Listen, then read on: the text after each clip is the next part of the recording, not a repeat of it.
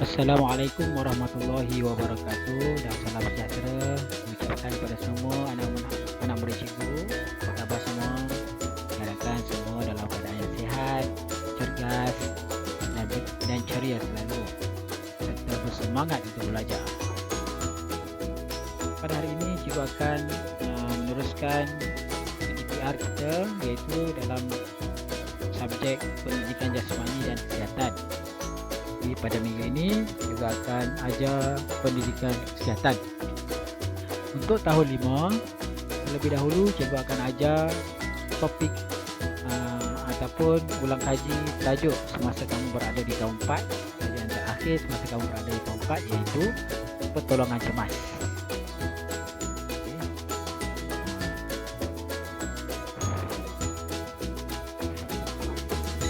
Pertolongan cemas, apa yang akan diuji adalah pengetahuan asas pertolongan cemas dan kemahiran bertindak dengan bijak mengikut situasi.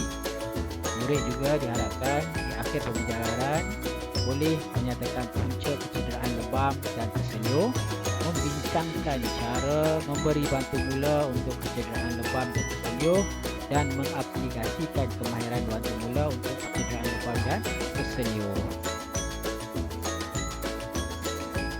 Sebelum kita mulakan tajuk kita, cikgu nak tanya, pernahkah anda mengalami situasi seperti berikut? Contohnya, terlanggar kawan ketika bermain. Ini rasanya kalau yang lelaki tu memang kerap lah buat PJ tu kan, main bola tu kena tackle je, kena slide je, terjatuh basikal dan terjatuh ketika bermain. Situasi seperti inilah yang boleh menyebabkan kecederaan seperti lebam dan tersenyum. Apakah itu lebam? Nampak tak warna biru ni? Pernah tak kamu nampak warna biru ni dekat badan kamu? Itu sebenarnya adalah lebam ataupun keadaan permukaan kulit yang kebiruan akibat kecederaan pada salur darah pada lapisan dalam kulit. Jadi lebam ni dia berlaku di bawah kulit kita. Kecederaan pada salur darah. Apakah punca-punca lebam? Punca lebam yang pertama, pelanggaran antara manusia, haiwan atau objek. Contohnya, kamu langgar kawan kamu, ataupun kamu langgar cicak sedang melintas jalan, ataupun kamu langgar ada objek di depan kamu dilanggar, itu boleh menyebabkan lebam. Kamu terjatuh ataupun terkena hentaman atau hentakan pada objek keras. Jadi apakah gejala-gejala lebam? Sekiranya kamu mengalami lebam, kamu akan rasa sakit dan lemah di bahagian yang tercedera dan kawasan tersebut boleh menjadi bengkak. Kawasan yang cedera juga akan menjadi berwarna biru ataupun ungu dan rasa panas kawasan yang cedera tu. Jadi sudah tentulah bila berlakunya keadaan lebam ni, dia mengambil masa untuk sembuh, iaitu selama 5 hingga 7 hari. Seminggu baru kamu akan rasa lega. Jadi macam mana sekiranya berlakunya lebam, bagaimana kita nak rawat lebam ni?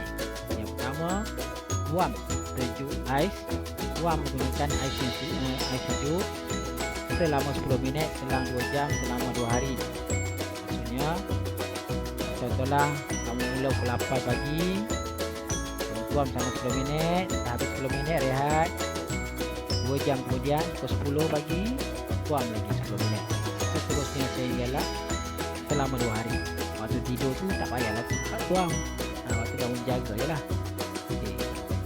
Setelah 2 hari, tuam panas dan sejuk selang-seli selama 10 minit 3 kali sehari. Selepas 3 hari kita dah berlaku. Ini juga salah eja ni, bukan minit.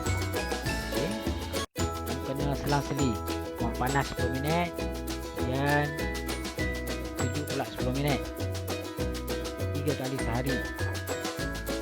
sehinggalah kamu rasa lega. Okay, jadi bagaimana untuk kita cara bantu mula untuk lebam ni? Okay, yang pertama, rehatkan bahagian tercedera. Tuam ais selama 10 minit selang 2 jam. Balut kawasan yang tercedera dengan kain bersih. Tinggikan anggota yang tercedera melebihi arah jantung. Sekiranya untuk rawatan lanjut, sila rujuk doktor di klinik yang berhampiran. Itu adalah lebam. Jadi kita tengok pula apakah itu tersenyum ataupun terpleot lah. Tersenyum adalah keadaan regangan pada sendi yang melebihi had pergerakan sendi tersebut. Ia biasanya berlaku pada sendi. Sendi ini adalah sambungan antara tulang. Okay. Berlaku regangan pada sendi melebihi had pergerakan sendi.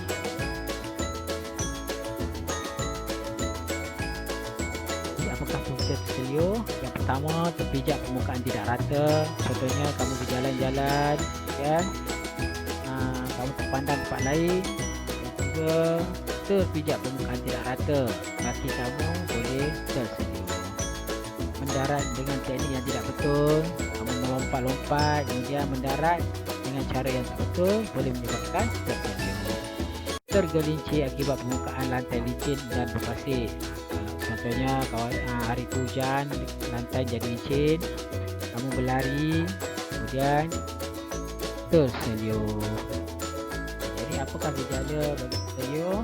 Pertama, cedera pada sendi dan ligamen, bengkak dan lebam, kamu menjadi sukar untuk bergerak dan kawasan cedera akan berasa panas. Ini berapa lama masa untuk tersenyum ni sembuh? Lama. Okay, dengan tempoh 2 hingga 3 minggu.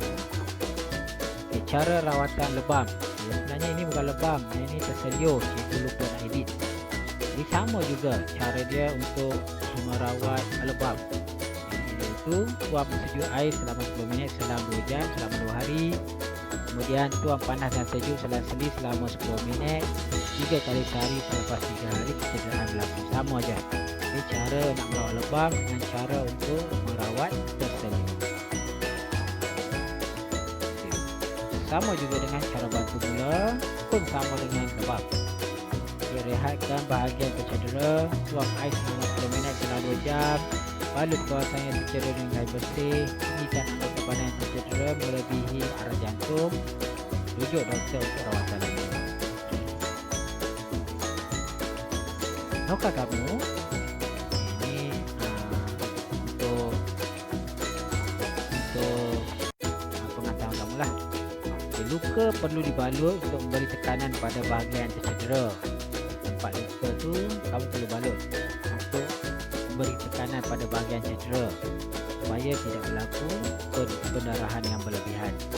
Okay. Anggota cedera perlu ditinggikan dari arah jantung untuk melancarkan peredaran darah. Jadi contohlah kamu cedera bahagian kaki, jadi kaki kamu tu waktu baring kena berada lebih tinggi daripada arah jantung kamu.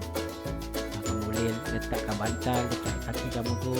Sebab tu kalau kamu tengok di hospital kalau ada yang tercedera kaki, dia akan gantung kaki dia tu supaya lebih tinggi daripada arah jantung untuk melancarkan peredaran darah.